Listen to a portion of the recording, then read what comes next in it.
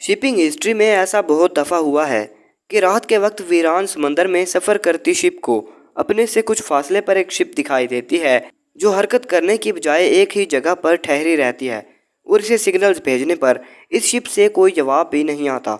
जब इसके करीब जाकर देखा जाता है तो पता चलता है कि इस शिप में मौजूद तमाम सामान तो सही हालत में मौजूद है, लेकिन इस शिप पर कोई इंसान मौजूद नहीं। अब यहाँ सवाल ये पैदा होता है कि गहरे वीरान समंदर में इस शिप के क्रू मेंबर शिप को छोड़कर कहाँ चले गए हैं। सारम की वीडियोस में एक बार फिर से खुशामदीद। अब तक समंदर में से 438 से भी ज़्यादा घोस्ट शिप्स देखी जा चुकी हैं और विकीपीडिया पे मौजूद एक आर्टिकल के मुताबिक इन 438 शिप्स में से 5767 क्रू मेंबर्स गायब हो चुके हैं। और ये भी लिखा है कि ये तो वो नंबर्स हैं जो रिकॉर्ड में मौजूद हैं। गायब होने वाले क्रू मेंबर्स की तादाद तो इनसे भी कहीं ज़्यादा है।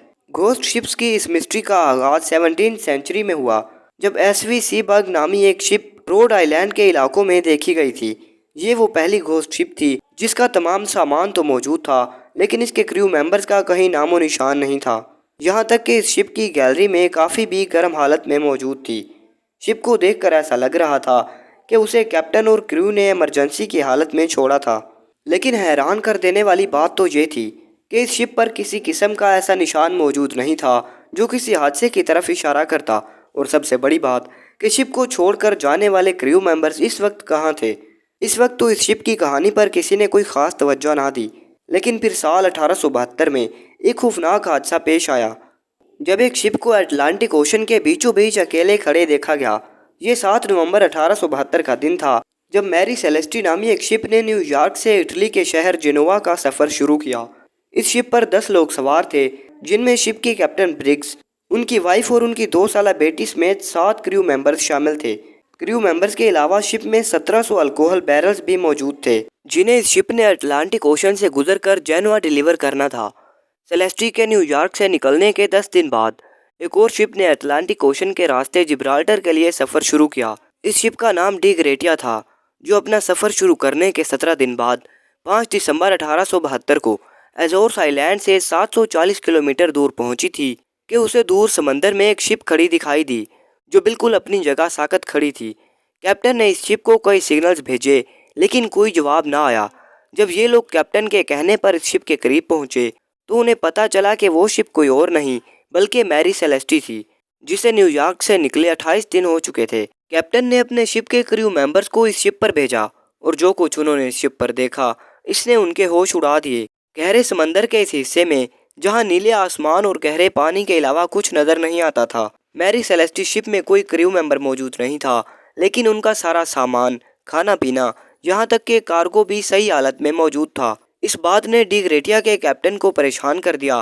पहले तो कैप्टन को लगा कि शायद मैरी सेलेस्टी के साथ कोई हादसा पेश आया, लेकिन जब उन्होंने शिप की मजीद छानबीन की और मुकम्मल तौर पर जायजा लिया तो उन्हें कैप्टन की फैमिली के कपड़े और उनके दीगर सामान के साथ साथ अल्कोहल के 1700 बैरल्स और क्रू के खाने पीने की चीज़ें भी बिल्कुल सही हालत में मिली।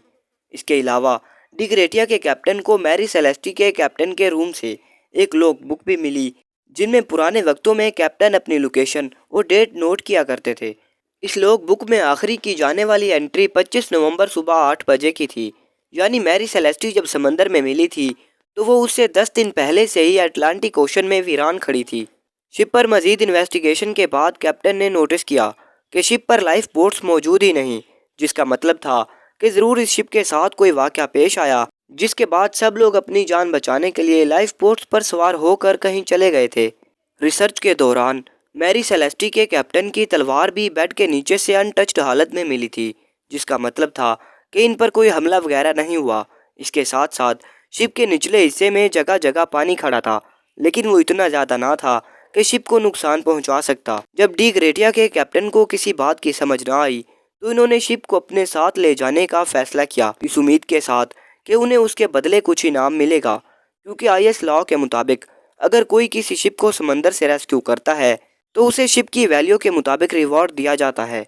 जिब्राल्टर पहुंचने के बाद अथॉरिटीज़ ने इस शिप को अपनी तहवील में ले लिया और कोर्ट हेयरिंग्स के बाद भी इस शिप की हकीकत सामने ना आ सकी।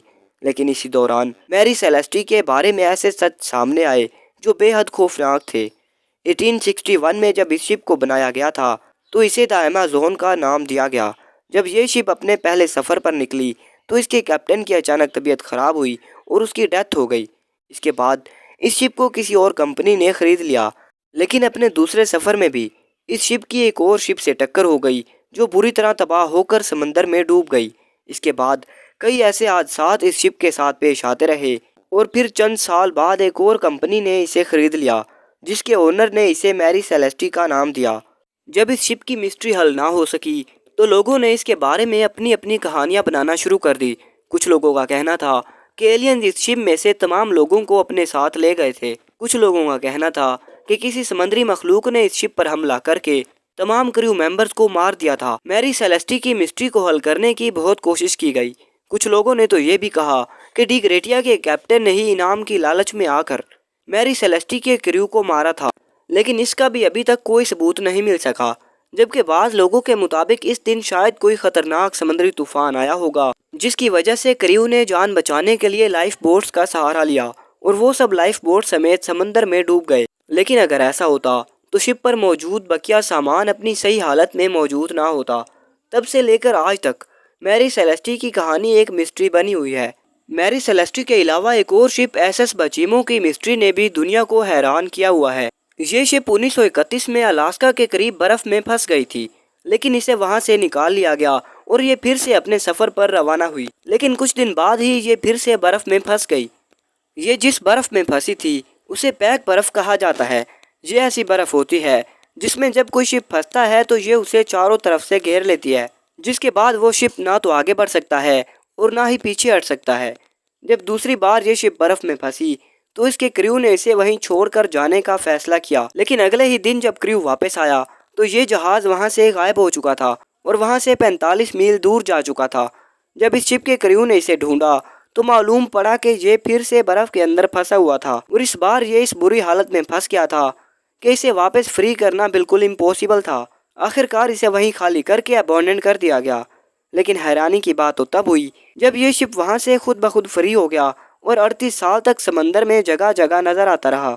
कभी ये कनाडा की कोस्ट के आसपास दिखाई दिया, कभी अलास्का की और कभी नॉर्थ अमेरिका की कोस्ट के पास, जिसके बाद इसे आखिरी बार 1969 में देखा गया था। उसके बाद ये शिप कहाँ गया इसके बारे में कोई नहीं जानता।